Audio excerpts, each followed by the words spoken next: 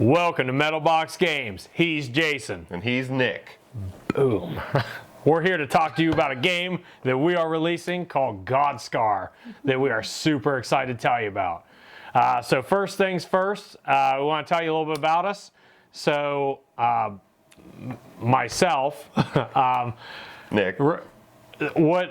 Basically what we wanted to do is create a game that took a little bit of everything we loved in our childhood and brought it to the tabletop. So merging the things that RTSs that we liked as kids and move it into the tabletop, similar to something like Warhammer 40K that we've loved for years and years and years. Less years for me. Yes, Jason's been playing less years on tabletop, but forever on RTSs. So correct, yeah. So big inspiration for us. I mean, Warcraft, StarCraft, Total Annihilation, Command and Conquer. Command and Conquer, yeah, Command and Conquer is sweet. All those games are really just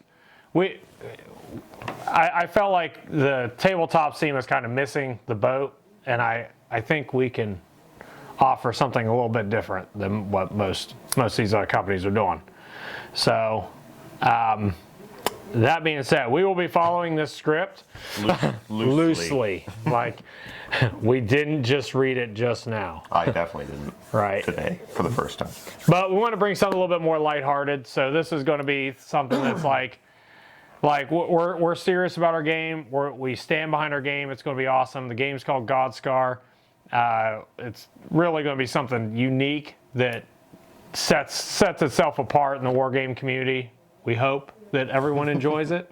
So, but we do like to just be silly and stupid. So this is actually more awkward than the other. So we will be releasing a parallel video that is ridiculous. So for entertainment purposes only. Yeah. Because we care about your smiles. All right, Jason. Anyway. Let's see, goals when designing the system to answer some of the common debates in current games system. How do you feel about that?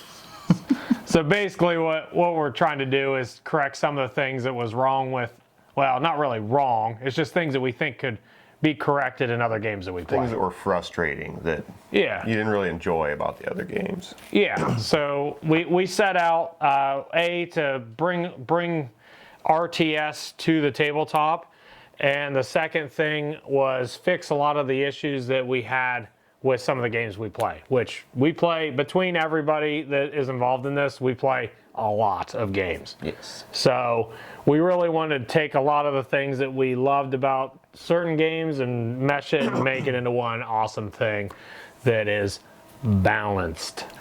So balanced. Balancing is very difficult. You'll get that later. So, first things first, we're going with the D12 system. So, and there's a reason behind that. So, other games that we've played use like D6. D6 is very popular among wargaming, and I get that. Everybody has it. But there's just too little of a swing on D6, so it's really easy to just math hammer out a lot of the things. So I really like the swing of 12. Like a D12 is a little harder to do the math on. Games like War Machine is one that really comes to mind. I love that.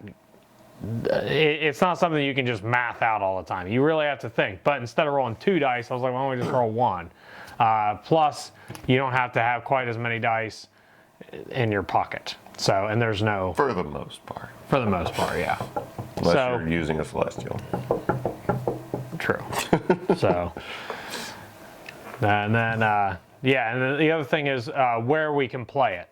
So, or what surface you play on. So that was something that we went to tackle right off the rip. So any and every surface should be playable. All the surfaces. Every surface. There's no reason you should be constricted to one board size where you're forced to buy a certain size map to play your game on. Like, if there's really no reason for it, so we've designed the game to be very flexible in the board size. So you can literally set up on your kitchen table or, you know, whatever mat you already own for your war game, you can just play on it because it shouldn't be specific.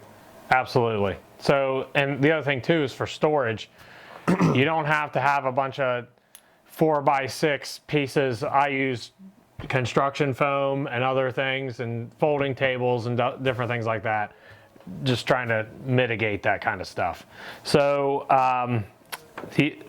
so based on what you're playing on, the other thing too is we wanted to fix like the you go, I go, or alternating activations. That was something that we talked about early on. And that's a big debate within the community. Some people like you go, I go. Some people like alternating activations, like I activate this unit, you activate your unit. That's something that's debated. So what we did is we mixed them. We made a hybrid game. So in the beginning of the game, you do you go, I go, and then alternating activations after that. So it kind of fixes it. It's kind of the best of both worlds. And as opposed to Warhammer, this game's first turn is actually the quickest, and they get longer as the game goes, instead of, you know, having an hour-long turn right off the rip. Escalation. Yes. So yeah. Well, that being said, we try to minimize like what happens in the first turn. So with him in mind. Shut up. No, basically the best thing is you can't win turn one. There's no possible way to win turn one because you just don't have enough and you can't do enough turn one to win the game. Like, you have to build up your resources in your base and your forces and stuff to actually do anything. Unlike Infinity, to where a Father Knight will just wipe your entire team off the map and you don't get to do anything because you got loss of commander. Yeah. So lost the lieutenant. Whatever. The guy in charge died and I didn't have the ability to do anything. So yeah, we try to make it easy because I feel like that could be demoralizing for new players to play the first game. He played Infinity for the first time in like 3 years and just got completely obliterated. So it wasn't by me, it was by somebody else, just clarifying that.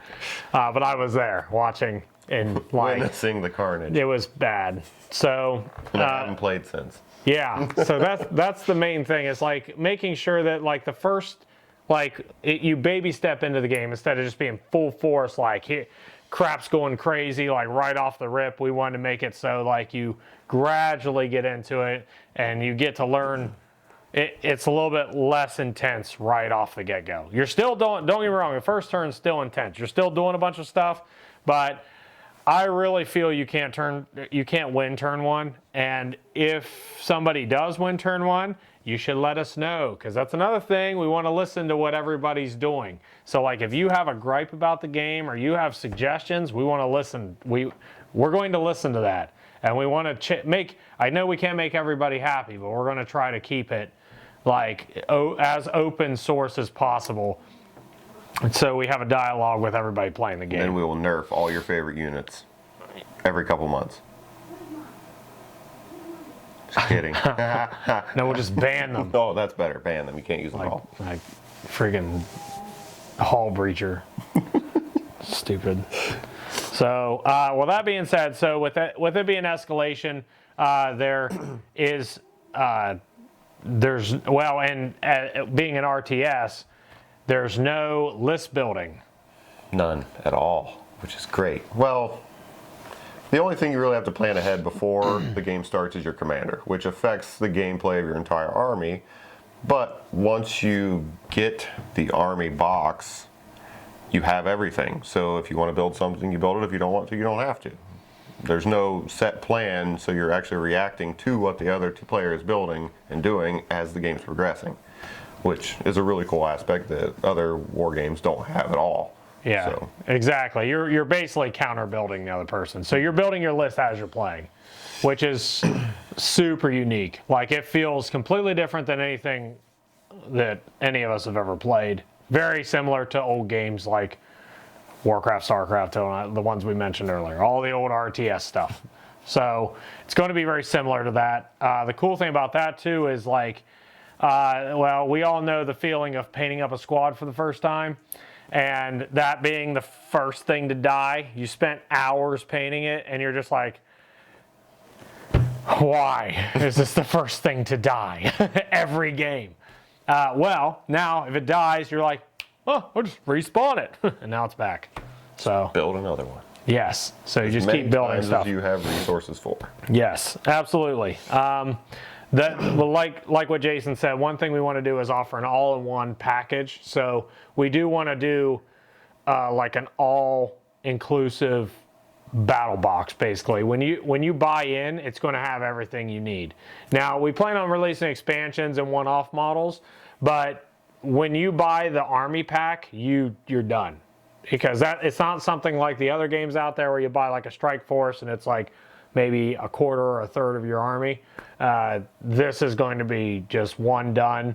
Other than we plan on having 2 packs. We have one for your army, and then we have one for your structures. So those will be the 2.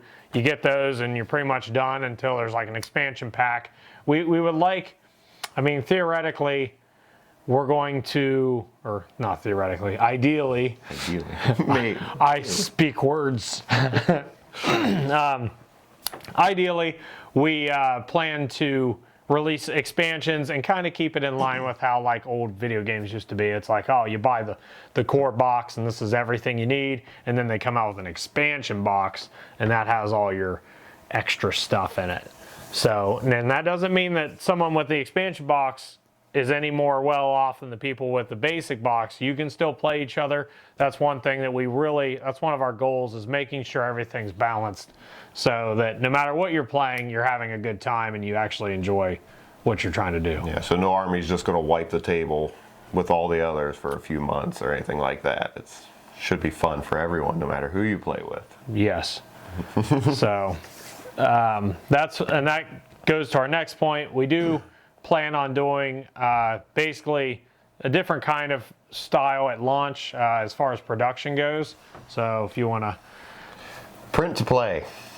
If anyone has a 3D printer, they can buy the STL files for a lot cheaper than they would spend on the box and print the models themselves.